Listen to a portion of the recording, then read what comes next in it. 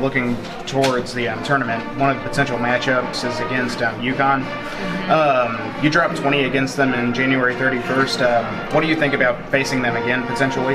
Just playing my game. I mean, my teammates got me the ball in spots to be successful. Asia set me up for some nice shots, and so did AC. So I think it's more of me just being ready to shoot and just ready to play. I think we played them pretty good. We had a good game plan. The coaches always put a good plan for us. So I think we just executed the plan and did pretty good. How's Erica been in practice? Has she made it back yet? And if not, what have you been doing to kind of get yourself ready for a possibly increased role? Well, she hasn't been doing a lot of practice with us. She does stuff on the side, but she's always been there for us and always been a leader. And she just been kind of coaching us through some things and kind of helping me be a leader while she's not able to be. What's your favorite thing about playing in March? My favorite thing is just you have to be ready to play every night. It can be an upset anytime. So I just think just being ready to play every night. And playing that first game without Coach Walz, is that going to be difficult at all? Well, Coach Norman has coached a game this year, so I don't think it would be that big of a deal. I think we'll be fine because they'll put down a good game plan for us. What do you recall from the Final Four trip last year, and what, if anything, carries over to this year to get you and your teammates prepared for another Final Four run? I would say being focused, because I think we lost focus towards the end in the Final Four game. But other than that, us just playing together and doing what we've been doing the whole season. Thank you.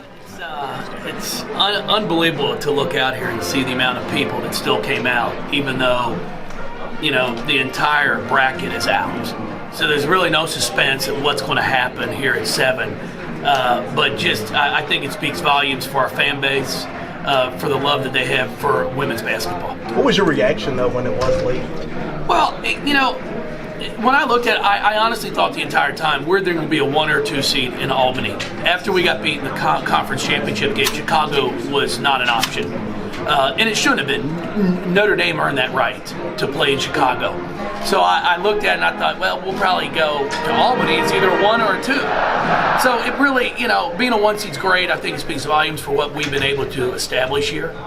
But overall, you know, you're going to have to still go up there, win 2 ball games here first, and then hopefully get a chance to go up there and compete.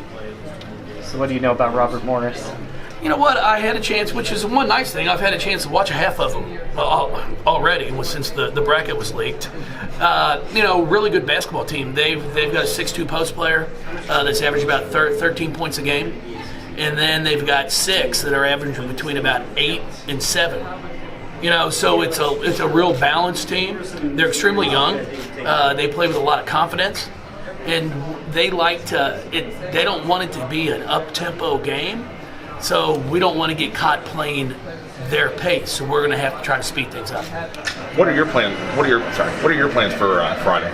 Well, since I just found out it's a noon game, which is a little disappointing in its own way. I mean, you know, being the third highest attendance in women's basketball, I was hoping they might be able to put us a night game or a game after work to be able to increase our crowd. But with it being noon, I'll probably have to find a place that serves a good brunch. Sit there and get a good meal and watch the ball game. What have you done to prepare your team for you not being there? Well, I mean, we have gone through a walkthrough per se in our non-conference. So I think, you know, Steph is prepared for it. The entire staff's prepared for it. I'm more concerned for like a player like Dana, who's used to looking over to the bench and seeing this good-looking face. And now, I mean, I'm hoping we have some fat heads or something, because I know that's what inspires her. Hey, Dana. What's your favorite thing about playing in March? No, it's the one and done. I mean, that's the excitement of it all. You've got to you have to play your best, or you get beat, you're finished. So it's what's riding on each game. Jeff, was this the craziest selection unveiled that you've ever seen in your life? You know what? Yeah, I mean, I feel bad for the NCAA. I feel bad for ESPN. I mean, you know, everybody puts as much time and thought into this entire process. But I did think it was interesting when the draw comes out and they did it at 5. You know, Albany's the first region. We come up as the 1 seed, and I've told our kids it's a little bit of motivation when all they have is highlights of UConn. So I think they thought UConn was going to be the 1 seed, which, deserving also. They're a great basketball team. But then when you look at the next 3 1 seeds that are shown, they've got highlights of all 3 of those. So I think it's a little bit of like, hey, this is what they think of you. And now we have to go prove everybody wrong. Speaking of UConn, how do you not look ahead to a potential Elite Eight rematch? No, it's simple. I mean, I think this is the most competitive women's basketball NCAA tournament that I've ever been a part of. You've got a first-round game against a team that's really darn good in Robert Morris.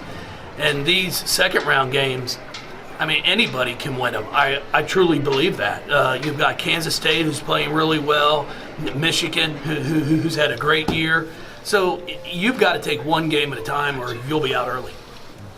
Coach, how did you find out? Dana said she was in the group chat. How did you find out this afternoon? Well, I started to get some text messages from some friends and then on Twitter. The good and bad about social media. 15 years ago, if that gets put out, somebody might call somebody and say, hey, did you see that? And then it's just based on your word against mine of like, oh, that really didn't go out. Well, now it's all over social media within 5 minutes, and there's no pulling it back down. So that's kind of how we found out about it. Just the fact that you guys get to play a couple more games at home in the NCAA tournaments, that's got to be nice for you guys. No, it's great. I mean, it's one of those things we even talked about at senior night was we're one of the few programs with seniors that it's truly not their senior night because we're going to have the opportunity to play at least one more game at home in the NCAA tournament. And now it's up to us to make sure it's 2 games. How are you guys health-wise? You were banged up at the end of that ACC tournament. Yeah, I mean, there's no question about it. I mean, without Erica Carter playing, and then I find out a half hour before the tip. It makes it a little difficult to try to figure out what we're going to do. And then, Sam plays for 12 minutes, and then she goes out with a bum ankle. So we were definitely not close to 100%.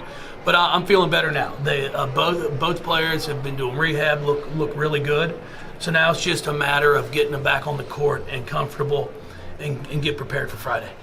As far as the rest of the region, obviously people are looking at UConn, but it's a pretty stacked region.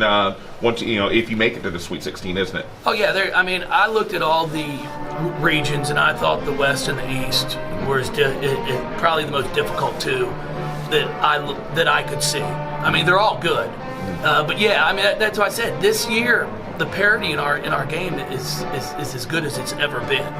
So every game is going to be one you've got to come prepared to play. There's not a game out there where you can just show up and be like, hey, if we play okay, we'll win, because you won't. Jeff, you've probably already been asked this, and I apologize for being a few minutes late, but you're a number 1 seed. You're in Albany. You got UConn in the same region. Thoughts about that? Thoughts about 2 years in a row being the number 1? Well, I think it speaks volumes for our program to be a number 1 seed back-to-back years. So I'm really proud of that. I'm proud of what the players have done in order to put us in that position.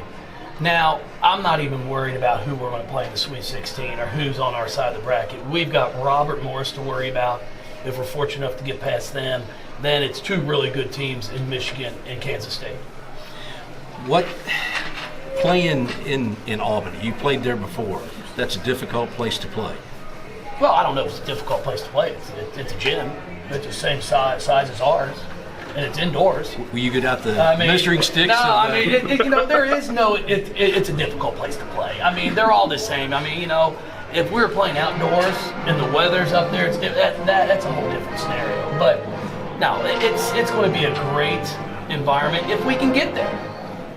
Everybody wants, if you're a basketball player, I don't care what kind of athlete you are, I'd rather go up to Albany and play in front of a huge crowd, even if most of them might be there for UConn. But I'd rather do that than go someplace and play where there's no crowd. So, I'm fine with it. I'm excited about the draw, but we've got to worry about getting out of here first. Was there any thought, once you lost to Notre Dame for the second time in the tournament, that you'd been bumped to a 2 in your mind? Well, I thought there is a chance for anything. I mean, I knew that game was not a true reflection of us because of the fact of our injuries. So it was one of those, if we could bump to a 2, as I told him earlier, I thought we'd be a 2 in Albany. So it's just a flip-flop with UConn. There's really not a huge difference. It's an honor to be a 1 seed, but as I said, you've got to still win basketball games. It's not giving you a double bye or anything like that. You've still got to compete. Well, these girls, We got to get out there. Okay. Yep. Oh yeah, we're about to start. Fake show.